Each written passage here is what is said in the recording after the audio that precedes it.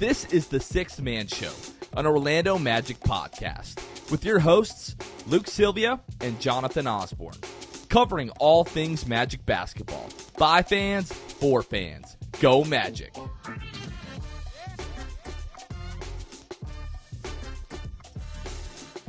What's going on, Orlando Magic fans? You guys are back with the Sixth Man Show. Today is July 21st, 2022. Jonathan Osborne here. As always, I am joined by my co-host, Luke Sylvia. Luke, what's going on, bro? Honestly, man, a whole lot of nothing. Nothing at all. The ESPYs are on, or were on last night as you guys are listening to this. I don't know the last time I've watched it. Someone said Curry is hosting, but that was just someone replying to my tweet saying I didn't even know it was happening tonight, so I don't even know if that's even valid. So that's really the extent of it. You have anything exciting going on right now? Not particularly, no. You know, the off season, I start playing some more video games than normal. You know, I have about 3 to 4 nights a week back that, you know, not watching like basketball and stuff like that. So, yeah, I've just been playing some more video games, but really nothing exciting. I have not played video games in a while now, just because I'm living in my parents till October, till our house is ready to move into, and there's not really a place, and I don't have the effort, and we're recording, and I'm playing basketball twice a week, and then I've got a wife and a kid, so a pregnant wife NBA at Jam, that, so. like literally right behind you. Yeah, I do. I've played Galaga more. So, like, I guess, like, but I don't, like, play, it's not the same. I don't sit down and play it for, like, an hour and a half or 2 hours like I do with video games. When I grew up, like, I would go to my friend's house and they would have, like, all these awesome toys, or, like, if they had, like, a pool or, like, a trampoline, I'd be like, oh, let's do that thing. And you can always tell when kids are, like, jaded by their own toys. They're like, oh, yeah, it's just a trampoline. Oh, it's just a toy. Oh, it's just Pac-Man. Oh, it's just NBA Jam in my house. For me, it was, oh, it's just a pool. I didn't, like... Your friends would come over and be like, yo, let's go in the pool. And you're like, yeah. Yeah. I'm like, nah, you want to play Call of Duty? Yeah, exactly. You want to go outside and play basketball, honestly? Even more than that? Yeah. All right, a couple of housekeeping things before we go ahead and get into our topic for today. Shout out to our patrons. If you guys have not heard, we started a Patreon a while back. If you are interested in helping financially support the show to help us do the things that we do and even do more than that in the future, you can find us at patreon.com/The Sixth Man Show. We have 3 affordable tiers with various benefits that are there. You can get access to our Discord channel and just kind of chat Magic basketball with us all day, every day. So again, that's patreon.com/The Sixth Man Show. And then we also shout out our Hall of Fame tier patrons on every single one of our episodes, which is what we are going to do right now. Shout out Court Cousins, Armin, Elite Low, Carson. Okay, shout out Carson Tulo. You changed your. I'm gonna have to learn this. Elite Too Low. I get it. Elite Too Low. That's your last name. Carson's getting his very own shout out because he totally confused me and changed his Patreon name, but that's okay. Jonathan Borges, Magic Player History, Wiffle, Ryan Singh, The Distract, Pierre A., Dylan Holden, Mr. Mikey, Lil Penny, Drum, Danimal, Dutto, 15, Bobby Skinner, Nate Donnelly, and Gotti93. Thank you guys so much for the support. Again, you can find us at patreon.com/The Sixth Man Show. And if you have not heard, Orlando Weekly, each year they do an Orlando's Best Ballot. And this year, we were nominated for Best Local Podcast. So if you guys could throw us a vote for that. Just over 2 weeks left for you all to vote. You can find us at vote.orlandoweekly.com. And then under the Local Notables category, you can find Best Local Podcast, and you can vote for the Sixth Man Show. You can only vote once, right? You can only vote once. That is correct. Okay, great. So yeah, just so you guys are listening to this, I know I'm the type of person that's like, if someone tells me to vote for something and it's like you got to vote every day for you really to make an impact, then I'm like, I'm not doing it. But if you tell me I only need to cast one vote, I'm probably doing it. So just to clarify, only takes one vote. You do it once, you don't have to touch it again. So appreciate you guys if you have already voted or are voting now. Very much appreciated. And then, Luke, we actually have some Orlando Magic news this week. Pretty exciting, although it has been speculated and kind of assumed, but Franz Wagner and Mo Wagner will be playing for the German national team at FIBA Eurobasket 2022. Again, for the German national team, Moritz Wagner played, if you guys remember, last year in the Olympic qualifying tournament for Germany, and just really played his butt off, and Germany made some noise in that tournament. So with Franz Wagner and obviously Moritz Wagner now on that team, it's going to be pretty exciting to see if they can make even a little bit more noise. They also have guys like Dennis Schroeder on that team. So really an exciting German national team. That tournament starts September the 1st, and it's going to run through September 18th. So if Germany makes like a pretty deep run, we could at least have a few weeks of kind of Magic basketball watching the German national team. Yeah, that'll be exciting. You said it's the 1st through the 18th, you said? Yeah, the September 1st through the 18th. Germany is playing in Group B, which, just looking at the groups for FIBA Eurobasket, it's kind of like the death group, if you will. In Group B, they've got to play Slovenia, featuring Luka Doncic and Goran Dragic. They're also going to play against the French national team, featuring Evan Fournier, Rudy Gobert, Victor Wembanyama. And then they have to go up against the daunting Lithuanian team, featuring Ignas Brazdeikis. Oh, yeah. Man. Ignas taking it to him. Yeah, I went through the list of the Lithuanian national team's roster, and Ignas is the only guy on that list that I recognize. Yeah, it's going to be fun to watch Germany in FIBA Eurobasket. They have a really tough group. I think there's like 4 out of like the top 11 ranked FIBA teams in that group. So they just kind of France is going to be a problem. Yeah, France is really good. Slovenia is going to be really good, obviously. I can't wait to see Victor play. Yeah, that's going to be exciting. But yeah, I mean, we get to see Franz and Mo Wagner go up against Luka and Goran Dragic. That's going to be pretty exciting. I know that we both listened to the Long Shot, Duncan Robinson's podcast that Franz and Moritz were on pretty recently, and they talked about how, like, for the longest time now, the only guy that they have on the German national team that can really break guys down off the dribble has been Dennis Schroeder. So now they have Franz, who is going to be able to add to that. So I pray he asserts himself, man. Oh, I think he will. I think it's a kind of a different environment. If they're going to win, he's going to need to do that. So I'm just really looking forward to like how much he looks like he's improved. That's still about a month and a half away. It's roughly a month before training camp starts. So it's gonna be fun to see those guys. Really looking forward to that. All right, today, as we get into the off season, and we have to search for different topics to really keep the conversation going, keeping the content going throughout the off season here. Today, Luke and I thought it would be a good idea to sit down and talk about what we thought our top 5 keys to the Orlando Magic's next season is going to be. So we both have 5 different keys. I'm guessing at least a couple of these are going to be the same. We haven't really talked about what they are, but Luke, go ahead and start with your first key. So number 1, this probably is going to be one for both of us, Jonathan. I really have 6 because I didn't even really count this as one of my 5, but just because it's such a gimme, and that is health, right? Most injured team in the league last year. That's a top key for me this year going into the season. But like I said, it's such a foregone conclusion that is like the necessary thing for this team, and such a pivotal thing that I have just kind of put that as an aside. Was that on your list? I was like my 5th key, so like we're kind of we're getting out of order here, but that's totally fine. I completely agree with that. Obviously, when people talk about the Orlando Magic, Papa Greg Anthony was just on NBA TV talking about the Orlando Magic and the potential that they have, and how people don't realize really just how injured this team was. There's a Twitter account. If you guys don't follow, you should go ahead and follow them. It's NBA Man Games Lost, I think is the Twitter handle. And what they do is each time a guy misses a game, that is 1 man game lost. So if you have 3 guys that miss 1 game, that's 3 man games lost. That's how that's formulated. He had this chart that really showed every single team, like a plot chart, showing how many man games each team had lost in the NBA. He had to make his chart bigger to continue to fit the Orlando Magic because they were that far ahead of everyone else on the chart. So incredibly, injured and hurt team all last season. It just, once the injury started, it just never seemed like we could get everybody back. And then when you talk about the fact that we didn't have Markelle for basically, 64 games, we didn't have Jonathan Isaac the entire season. We were talking about this today. Towards the end of January, the team was like 9-39. So you finished 22-60. So you basically go, what is that, 13-21 the rest of the season from that point.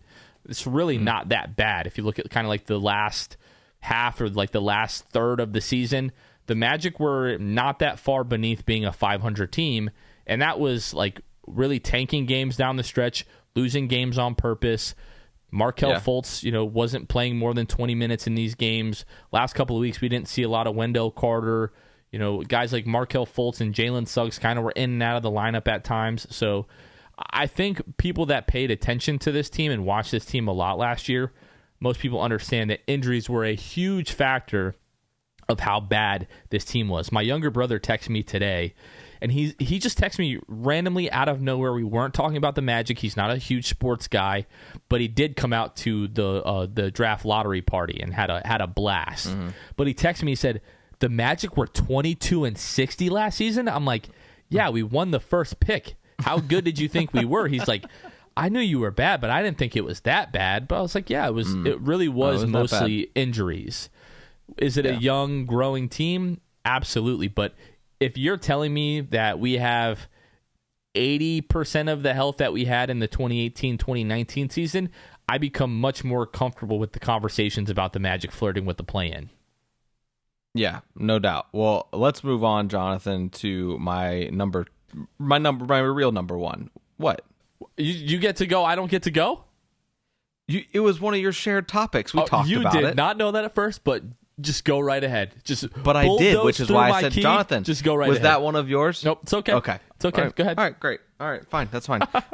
Number one on my list, Jonathan, is Gary Harris. I thought you were about to say a name and take another one of mine. I was going to be so pissed. Gary Harris, let's hear it.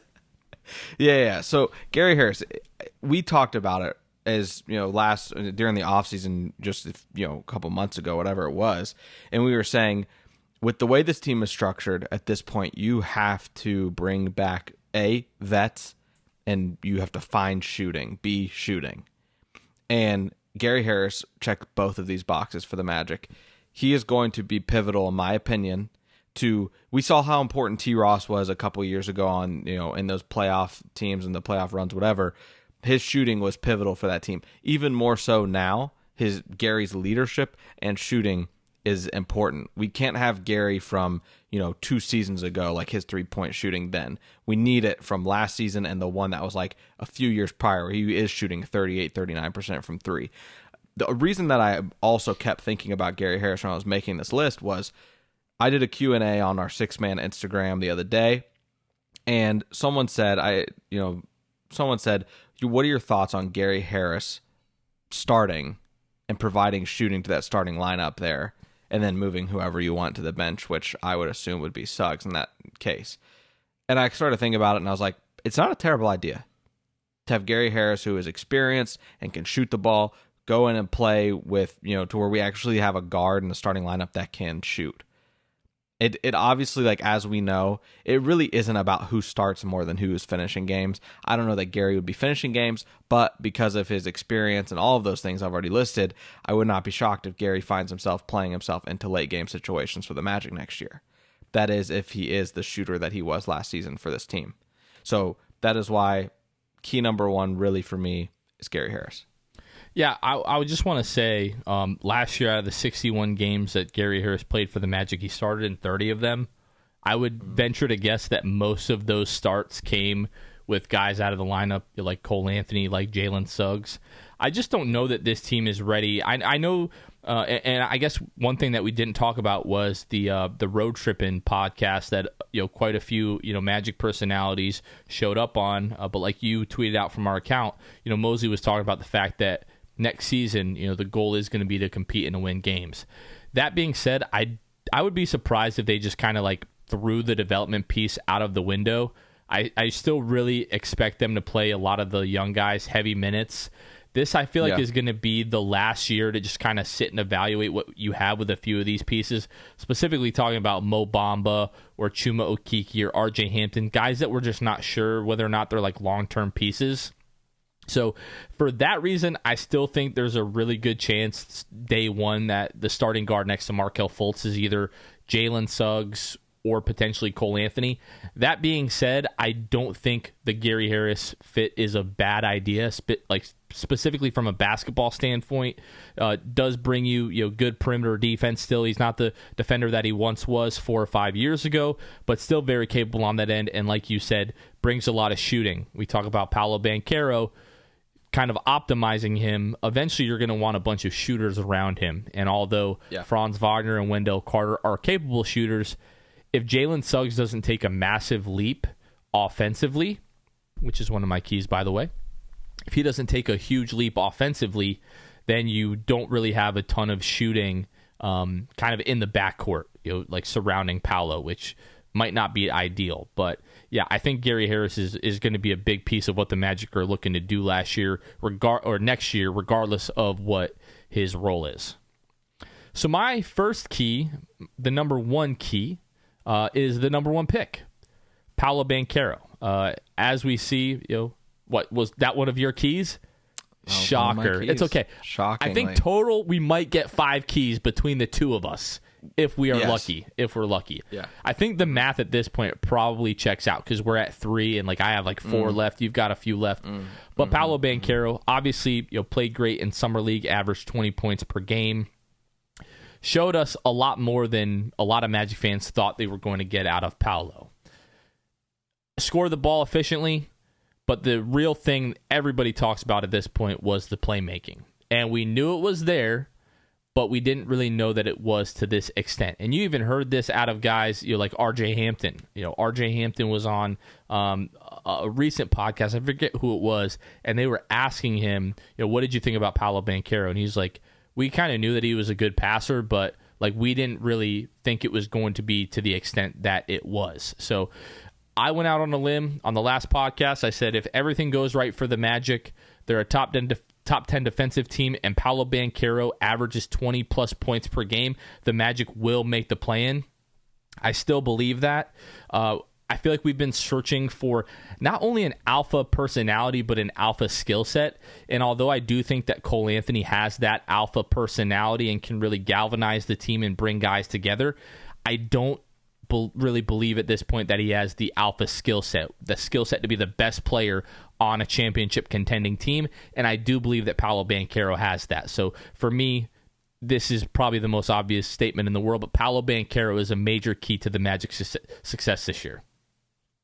Yeah, and not only Paolo's just tools that he has when it comes to his vision, his ability to get by guards that are actually smaller than him too. Like those things are incredible, but the thing that really stands head and shoulders above everything else is another thing RJ mentioned, I think, and I like you, I cannot remember where I listened to it at, but what he talked about was Paolo's IQ.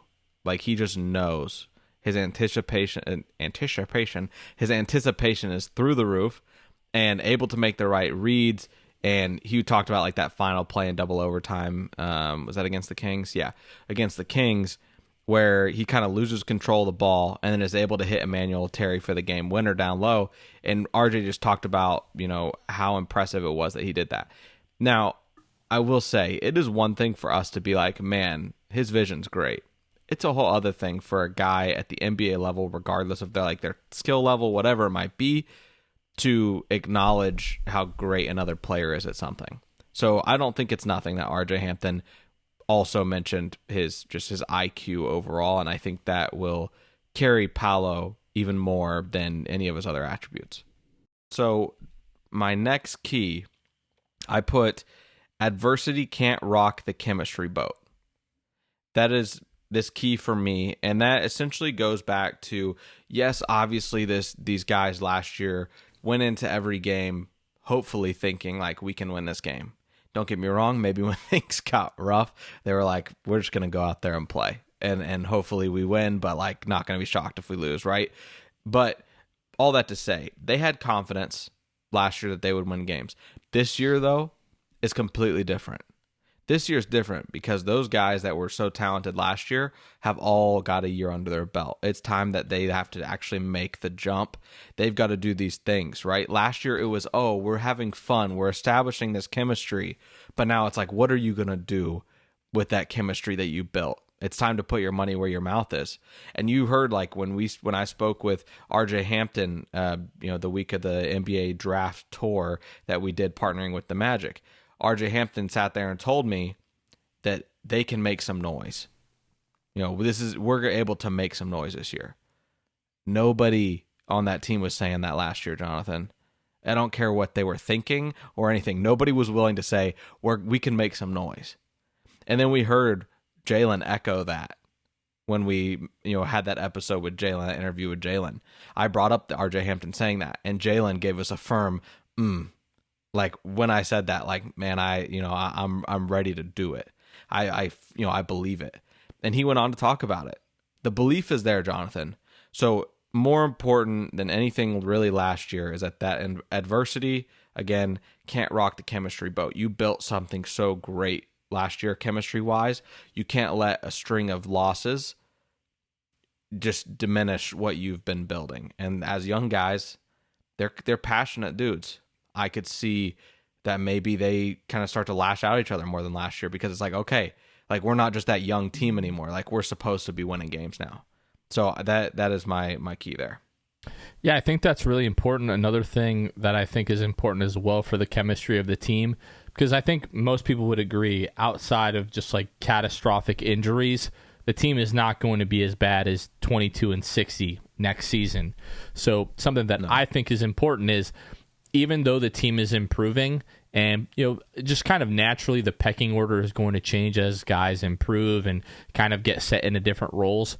But it's really important that egos don't start to rise up. Like some of these guys were rookies last year and were deferring to other guys on the team, and everybody really bought in and said, look, even though we are not winning a ton of games, we are in almost every game that we play. They're competing until the last minute. And everybody was just cheering for one another. That cannot change this year. People grow, and as they start to mature, things change and goals change, and you want different things for yourself, and that's all good and well. But especially now that I think we're going to see a really big change in the dynamic of the team with Paolo Banchero coming in. Anytime your team adds the number one overall pick in the current draft, the power dynamic of the team is going to shift a bit in that direction. Yeah. You're going to put the ball in his hands. You're going to see what he can do towards the end of games. That's just kind of the natural order of things in the NBA. And I think we have a really good head coach in place in Jamal Mosley to make sure that doesn't kind of get spoiled, to kind of keep those guys in check.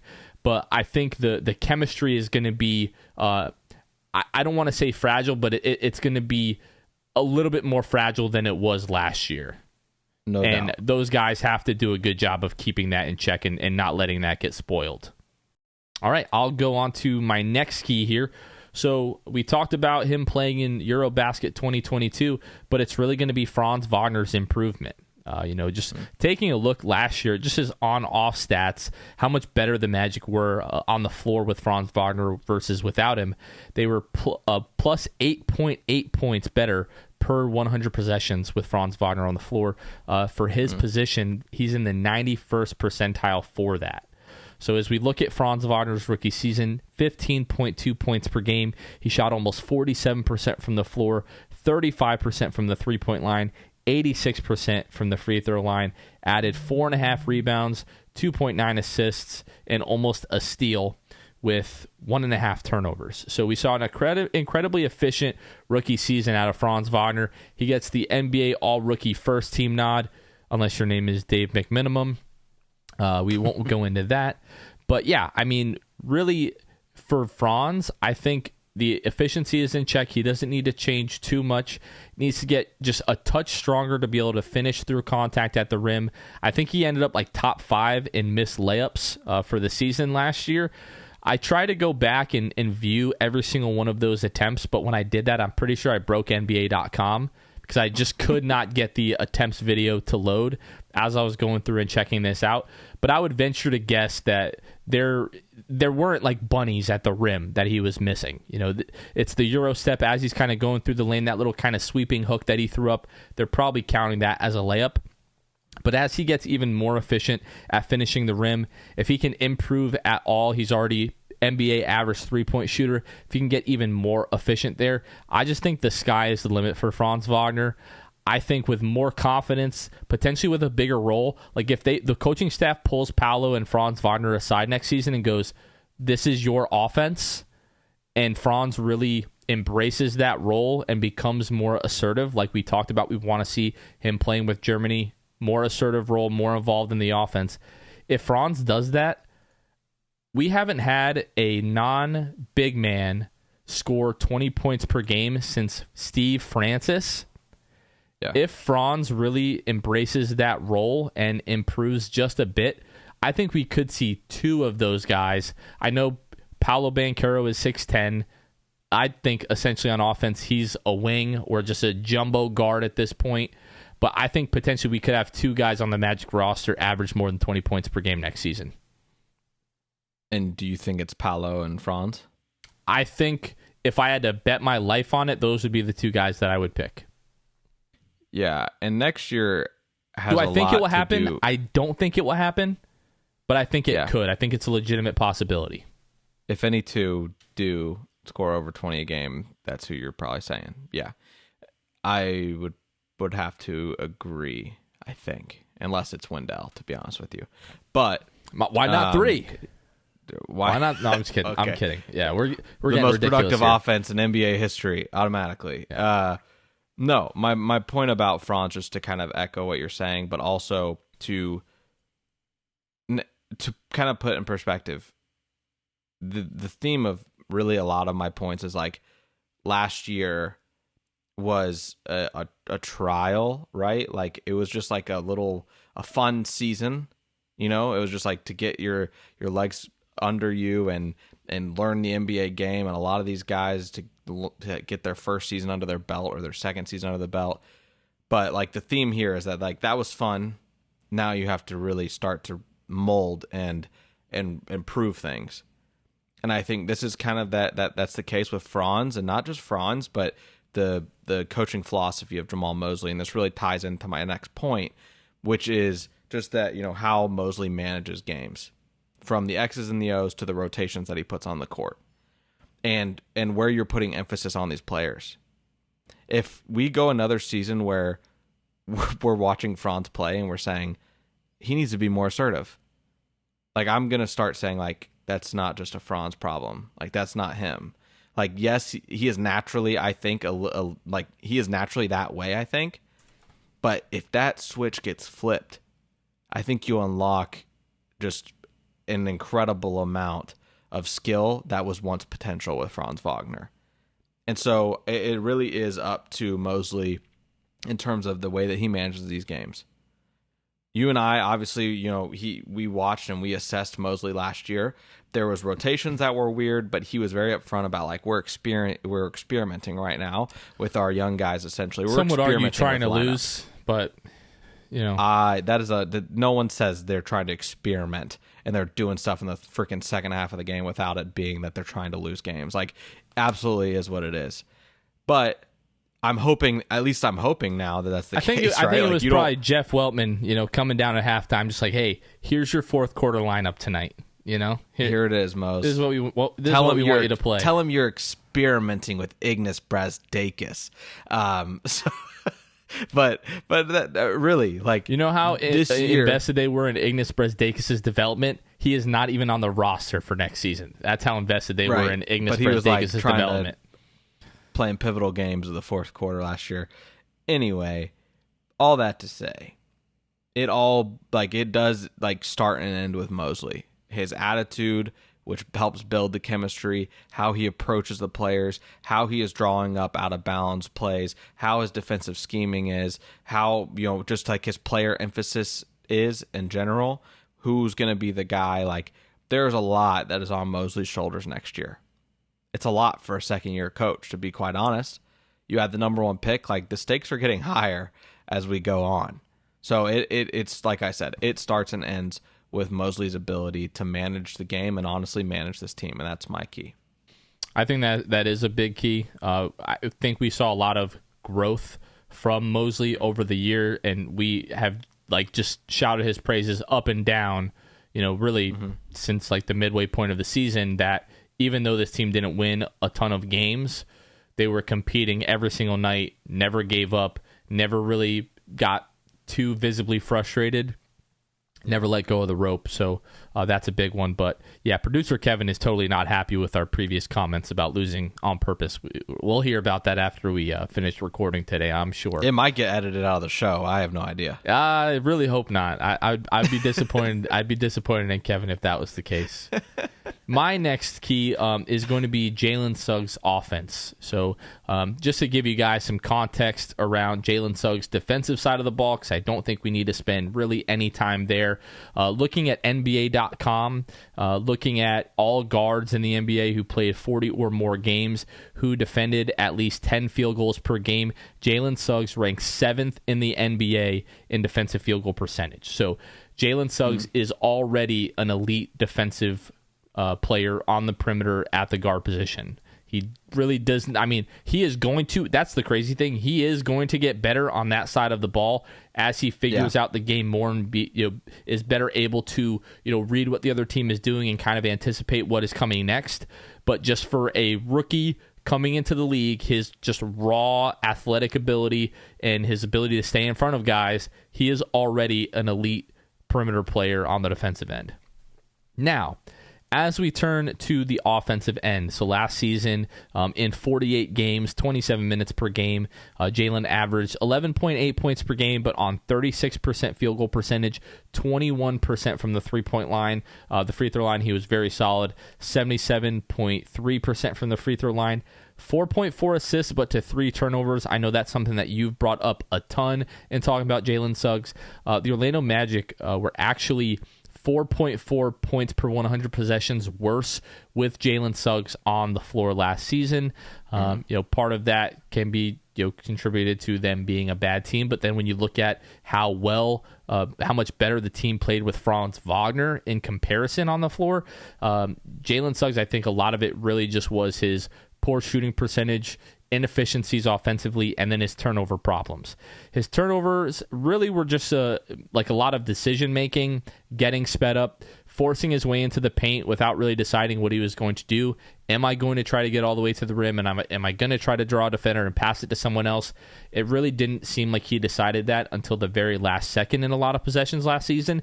It wasn't like he was, just passing the ball to the other team, or he was at times actually getting stripped on the ball, which he talked about in that episode with RJ and Channing Frye road tripping, talking about how one of the things he needs to improve is his handle. So that is pretty encouraging. But just get to league average from the 3-point line, Jalen. You get to 35%, even get me to the low 30s. Going from 21, almost 22% from the 3-point line, an 8% increase to 30% would be massive. I think one for his efficiency and also his projections moving forward. The better that he gets on that end, and if he's not, essentially was a liability offensively last season. If he's not, then the Magic also aren't playing so much in transition when it comes to the live ball turnovers, which is going to help the defense as well. He's shown that he can get to his spots, get any shot off at any time, just needs to put it in the basket. That's the name of the game. Yeah. And the other thing I'll add, we mentioned the road tripping podcast where Jalen made an appearance and had some conversation with them. One of the things that really put it in perspective for me in terms of Jalen becoming a solid 3-point shooter was RJ and Channing both saying, we didn't become good 3-point shooters until well into our career, right? Richard Jefferson sooner than Channing Frye, but Channing Frye was essentially year 4 or 5 was when he finally was at 35-36%, I believe, from 3. So he really didn't find it until a little bit later. So that was a little bit encouraging and provided some perspective. It's not the end of the world if Jalen's It's a different game now, average. though. You almost have to come into the league with that. It's expected, I think. Yeah. I mean, don't get me wrong. It gives you a leg up on competition. But in terms of developing your three-point shot in general, like, it's not an off-season thing. Like, that is very rare that a player is bad, for lack of a better term, at three-point shooting, and then they're good or league average the very next season. I just don't think that happens. So, reminded me to stay patient with Jalen. Seriously, my biggest thing, and like you echoed about what I've said, is the turnovers. Like, if his decision making can improve with the ball and his handle is improved as well, and you're able to give us still 4 assists a game and like 1.5 turnovers a game, maybe 2, like, I'm cool with, essentially a 2-to-1 assist to turnover ratio. It just can't be where it was the start of the season, really, or halfway through, where it was 1-to-1. And thankfully, that margin began to widen as the season went on. So, is that kind of your piece there for Jalen Suggs? I just wanted to. So, we talk about guys kind of developing as 3-point shooters, and the guy that really comes to mind is Aaron Gordon. At the beginning of his career, 27%, second year 29%, then 28%, but then you start to see it creep up to 33, to 35, to 30, to 33, to 37, then to 33. So I think we would all agree that Aaron Gordon is like a average to just below average 3-point shooter. But yeah, I mean, with Jalen Suggs, like Aaron Gordon, it seemed like every single season he would come back with different shot mechanics. That's the one thing that is really encouraging about Jalen is, the decent free throw percentage at 77%. And then the stroke looks good. Like, it didn't really make sense that the mechanics looked as good as they did last year, and for him to shoot 21% from the floor. So yeah, that is it for me for Jalen. What do you got next? So this is essentially my last one, just because we shared the Paolo one. But this is my last one. We might share this one. I have no idea. But it is simply Jonathan Isaac. So we do not, but I like it. Oh, good. So Jonathan Isaac is really a huge indicator of how this team will be next year, in my opinion. Like, if this team is a play-in team, I think it absolutely is going to require that J.I. is at least close to the defender that he was and a little bit better offensively, right? Like, so allows him to lose a step defensively just because he's been out for so long and with the ACL and everything. That's fine. J.I. could afford to lose a little bit defensively. He's a great defender. And so if he can make just a jump offensively, then, even slightly, I think that he is a huge key for this team this year. Something that's kind of flying under the radar in terms of the fact that, like, you have talked about it. We're operating under the assumption that J.I. isn't J.I., that he isn't where he left off, and that he isn't where he was pre-injury, or pre this most recent injury, right? Like, that is a huge key for me. Jonathan Isaac, I really do think that a lot of it does hinge on him, maybe more than Magic fans are willing to admit this season. Yeah, I think he's going to be a big part of it. Like you said, if he comes back and he's the same defender, if you're telling me we're going to get Jonathan Isaac for even 60 games this year, and you tell me he's going to be every bit the defender that he was before, the first injury, this team at its worst should be a top 5 defensive team with the personnel that we have, and adding a defensive player of the year candidate like Jonathan Isaac. And if you're a top 5 defensive team, that almost guarantees you that you are in the playoffs. So, but like we've said time and time again, at this point, just given the history, the amount of time that he has been out, you do have to operate like he is just an added bonus.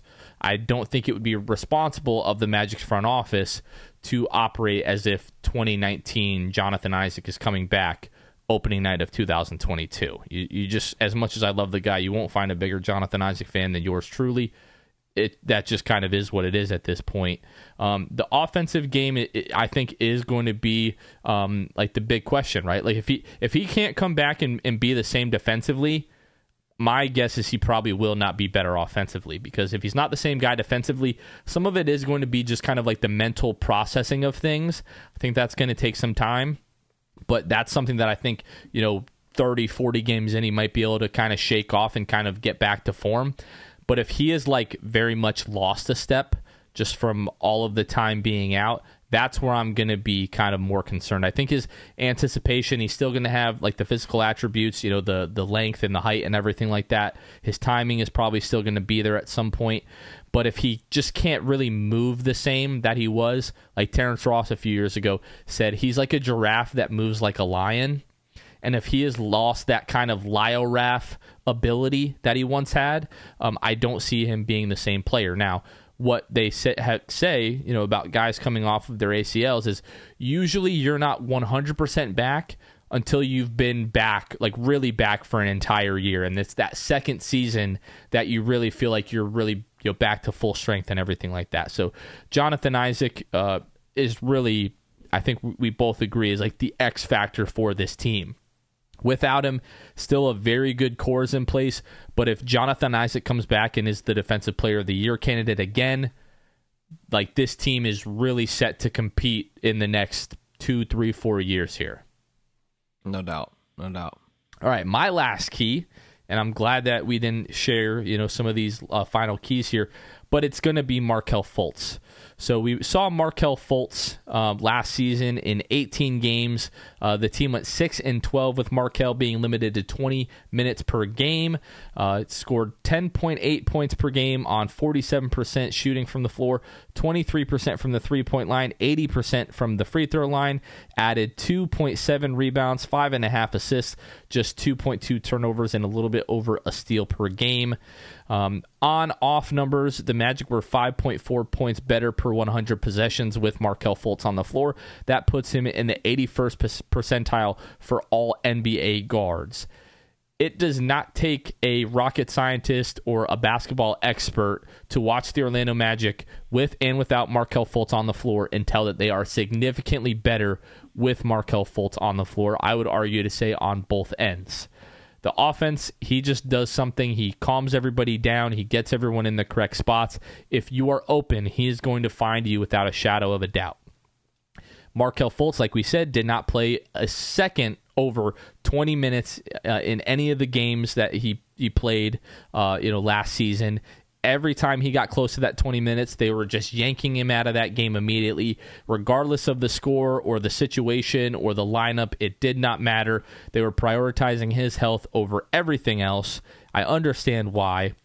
But Markelle Fultz back healthy for the first time since we saw him early in that 2019-2020 season, really before everything really fell apart there for the Magic in terms of injuries and everything like that. Was that what? No, that was the 2020-2021 season. My apologies.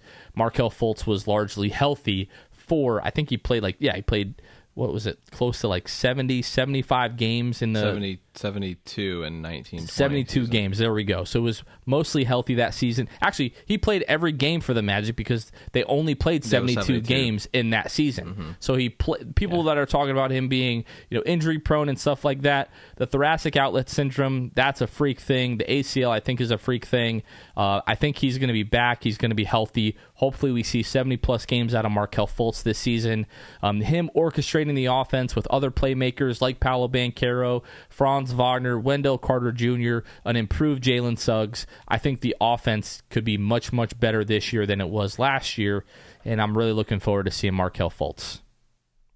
Yeah, I think Markelle this season can, with playing 26 to 28 minutes a game, I think you could see Markelle averaging easily 12 and 8. Like, I don't see why he can't do that based on what we saw last year. And then kind of looking at that, his assist to turnover, Jonathan, 5.5 assists to 2 turnovers a game. And that's great. That's what you want from your point guard. He was playing just 20 minutes flat, like you said. I have no doubt that he can get in that 8 to 9 assists range this year. I hope that he, obviously is slashing to the basket, getting to his spots there to finish down low. But I'm just most excited about his assists this year. I think he's going to have some games where he can give you 16 assists in a game.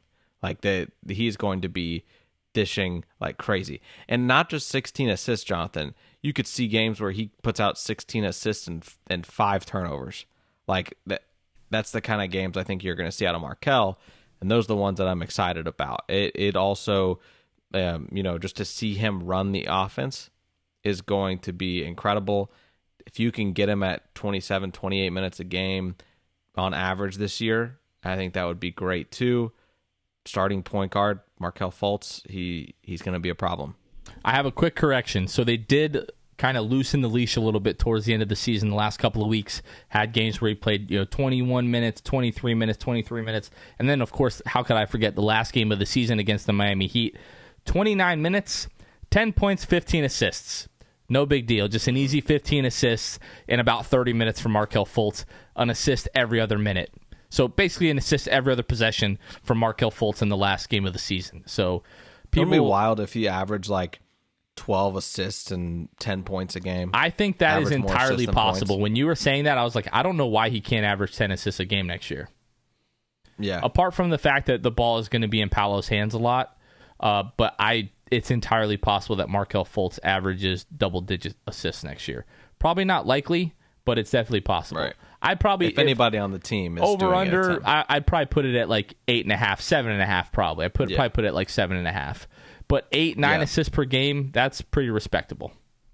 Yeah, no doubt. I think that's going to be where he brings his team to new heights next year. It's not going to be his scoring ability, even though it's great, his ability to get to the rim, and he's a strong guard. But I think where he changes the game is his vision for sure, and just hitting the guys that are open that don't even know they're open. Well, we had Paolo at 20, Franz at 20, maybe Wendell at 20. Why not four guys at 20 points per game? Markelle Fultz, throw him out there. But Luke, I think that's going to do it for us. What do you say? You got anything else? No, that's it. That's it. Those were what I think it ended up being like 8 or 9 keys, but it was supposed to be 5 each. We shared a couple, but you got our keys 8, for the Magic to be successful next season. For Luke Sylvia, this has been Jonathan Osborne. You guys are listening to the Sixth Man Show. We will catch you guys next time. See ya. Thanks for listening to the Sixth Man Show. Be sure to subscribe on iTunes and Spotify to get new episodes downloaded directly to your phone. If you enjoyed the show, please take a minute to give us a 5-star rating and a review. It helps out the show a lot. Follow us on Twitter, Instagram, and Facebook at Sixth Man Show. We'll catch you guys next time. Go Magic! Right!